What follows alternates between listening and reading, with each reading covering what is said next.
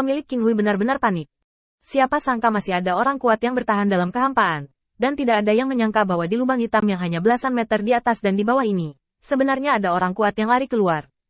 Patriark King Hui baru saja menjatuhkan perintah dan terbang langsung keluar. Lin Yun melirik Mu Lingyun sebelum pergi. Kamu berada di rumah King Hui-ku sekarang. Pergilah lebih awal atau pergi menemui musuh bersamaku. Mu Lingyun mengangkat bahu acuh tak acuh. Kalau begitu aku pasti akan pergi bersamamu untuk menemui musuh. Tapi aku tidak akan menjadi kekuatan utama. Aku perlu mengumpulkan informasi tentang orang ini dan menyerahkannya kepada sekte pembunuh dewa. Dan juga kepada keluarga Lintianku untuk memfasilitasi selanjutnya. Ekspedisi. Lin Yun tidak banyak bicara. Hanya menginjaknya dengan keras. Dan tiba-tiba, angin bersiul. Mu Lingyun dengan hati-hati merasakan hembusan angin bertiup ke arahnya. Dan tidak bisa menahan diri untuk tidak kagum. Saya tidak berharap ini menjadi orang yang kuat. Kekuatan Lin Yun sudah di atas keluarga lain. Sangat sulit untuk percaya bahwa itu hanya sebuah pencerahan. Mu Lingyun cukup terkejut dan mengikuti. Salah satunya adalah untuk melihat seberapa jauh kekuatan Lin Yun telah meningkat, dan yang lainnya adalah untuk mengumpulkan informasi dan mempersiapkan pertempuran lanjutan. Sebelum mendekat, saya mendengar deru konfrontasi. Saya melihat di atas langit, dua hantu bertabrakan, dan di belakang salah satu dari mereka, sosok lain sedang mundur. Setelah pria itu mendekat, mata Mu Lingyun melebar. Patriark King Hui, kamu di sini? Tidak heran Mu Lingyun tercengang. Mereka yang bisa duduk di posisi patriark juga harus bisa menempati peringkat pertama di seluruh keluarga. Ini bukan Lin Yun, seorang jenius di generasi muda, tetapi seorang jenius di seluruh keluarga. Bahkan jika kekuatannya buruk, itu tidak akan dikalahkan begitu keras untuk melawan begitu mereka bertemu. Dan melihat pakaiannya yang rusak dan penampilannya yang penuh bekas luka, memang benar bahwa dia dipukuli dengan sangat keras sehingga dia tidak dapat menemukan utara. Patriark King Hui memelototi Mu Lingyun, mengabaikan darah yang memancar dari sudut mulutnya. Jika kamu berani berbicara, aku akan mengulitimu. Sudut mulut Mu Lingyun berkedut, dan ada seruan panjang di dalam hatinya. Kakak, apakah ini saatnya untuk mengkhawatirkan hal ini? Penting untuk melihat lukamu. Pemilik King Hui melihat sekeliling, dan pada saat dia dikalahkan, semua orang di keluarga King Hui berpikir untuk mundur. Banyak orang yang tidak memiliki keberanian untuk melawan bahkan melarikan diri, dan sekarang mereka tidak tahu seberapa jauh mereka berlari. Pemilik King Hui mengambil 2 napas, menyeka darah dari sudut mulutnya, membawa tangannya di punggungnya, dan naik ke langit. Lin Yun, kinerjamu bagus. Aku sudah menguji kekuatan orang ini. Sangat cocok untukmu beradaptasi dengan kekuatanmu saat ini. Orang tua itu ada di sini untuk memberimu petunjuk. Suara tegas kepala keluarga King Hui menyebar, dan keluarga King Hui tiba-tiba menghentikan langkah mereka yang melarikan diri. Mereka melihat sosok gagah dari Patriark King Hui, dengan tangan di punggungnya, berdiri di bawah matahari, dengan penampilan berawan. Ketenangan seperti itu, ditambah dengan kata-katanya sebelumnya, sepertinya memang begitu. Kepala keluarga hanya pura-pura kalah, jangan main-main, ikut aku. Beberapa tetua melihat tuan keluarga dengan putus asa, dan buru-buru menyapa tuan dari keluarga King Hui untuk mempersiapkan musuh yang kuat. Transmisi suara Patriark King Hui datang dari telinga banyak tetua. Orang ini memiliki beberapa cara. Bisakah Lin Yun memblokirnya atau tidak? Kamu dapat dengan cepat mengumpulkan klan untuk melemparkan lingkaran sihir. Dan itu akan memakan waktu cukup lama untuk menyeretnya ke sini. Biarkan dia berenang di gua.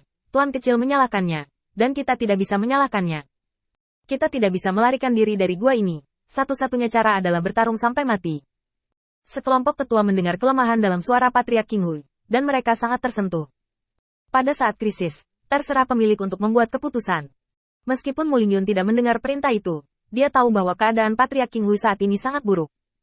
Ketika dia datang ke sisi Patriark King Hui, wajahnya serius, tetapi dia membuka mulutnya dengan tawa cepat. Kamu orang tua tidak jujur, bahkan aku ditipu olehmu. Kinerja yang kalah sangat bagus. Aku khawatir aku tidak dipukuli saat itu, kan? Kepala keluarga King Hui mendukung dirinya sendiri, meskipun menjawab pertanyaan akan menghabiskan energinya. Tetapi sekarang, menstabilkan moral keluarga King Hui adalah prioritas utama. Hanya ketika anggota keluarga King Hui dapat mengoperasikan lingkaran sihir, mereka dapat memiliki kepercayaan diri untuk bertarung. Patriark King Hui melirik Mu Lingyun. Kamu bisa diam. Orang tua itu menyebutnya kekalahan berulang dan pertempuran berulang. Meskipun keduanya tampak bercanda, mereka berkomunikasi dengan cepat secara rahasia. Di depan Lin Yun, meskipun ia memiliki sarana yang kuat, tetapi seiring berjalannya waktu, lawan secara bertahap menyerap energi spiritual yang cukup di dunia ini, dan kekuatannya perlahan meningkat. Dari keadaan cemas di awal, Lin Yun mulai jatuh ke dalam kerugian. Saya telah mengirim transmisi suara ke keluarga Ling Tian.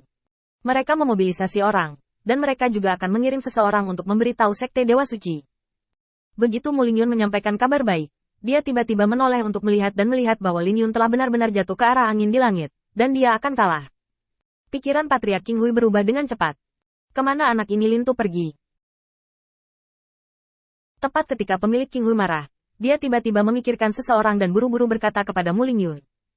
Ini adalah Liontin Batu Giok, kamu pergi ke alam rahasia keluarga King Hui Ku dan temukan Tuan Si. Sekarang hanya orang biadab yang bisa menyelesaikan pengepungan. Mu Lingyun mengambil Liontin Giok dan bergegas menuju alam rahasia keluarga King Hui. Tidak ada yang menyangka seberapa banyak lawan dapat pulih dalam waktu sesingkat itu, dan seberapa kuat kekuatannya nantinya. Di alam rahasia, Qin Yichen akhirnya membuka matanya, tetapi wajahnya sedikit halus. Kabut gelap. Dia mengulurkan tangannya dan menggerakkan tubuhnya sesuai dengan metode kabut hitam. Segera, apa yang muncul di Laut Qi dan Tian bukanlah aura murni, tetapi kabut hitam seperti lumpur. Mereka padat di lautan Qi dan Tian. Semua anggota badan dan tulang tampak terhalang. Laut Qi dan Tian dipenuhi dengan kecepatan yang terlihat dengan mata telanjang. Jika itu adalah orang biasa, cara terbaik untuk menghadapinya saat ini adalah dengan menyerah. Tapi Qin Yichen tidak. Saat menjalankan latihan kabut hitam, dia juga menjalankan latihan transformasi Suantian macan putih, dan dua napas, satu hitam dan satu putih, mengalir dengan tenang di dalam tubuh. Tapi itu hanya berlangsung sesaat. Qin Yichen melirik hitam dan putih yang benar-benar tidak seimbang, dan berhenti dengan cepat. Apakah kabut hitamku tidak cukup? Hei, apakah ada yang salah dengan pencerahanku? Qin Yichen sedikit tidak yakin. Hal-hal pada Dis lebih mudah dipahami daripada yang dia kira. Hanya dalam waktu singkat, dia memahami lebih dari 40 jenis hal. Ini lebih dari jumlah semua keluarga di hari gua. Banyak dari mereka harus menjadi jalannya sendiri, dan dia memiliki kualifikasi untuk membangun keluarga di dalam gua. Namun, Qin Yichen mencari semua metode kultivasi, tetapi dia tidak mendapatkan kabut hitam yang bisa mirip dengan kekuatan transformasi Suantian macan putih. Ini tidak benar. Mungkinkah perlu menggunakan kabut hitam yang dilemparkan Lin Yun?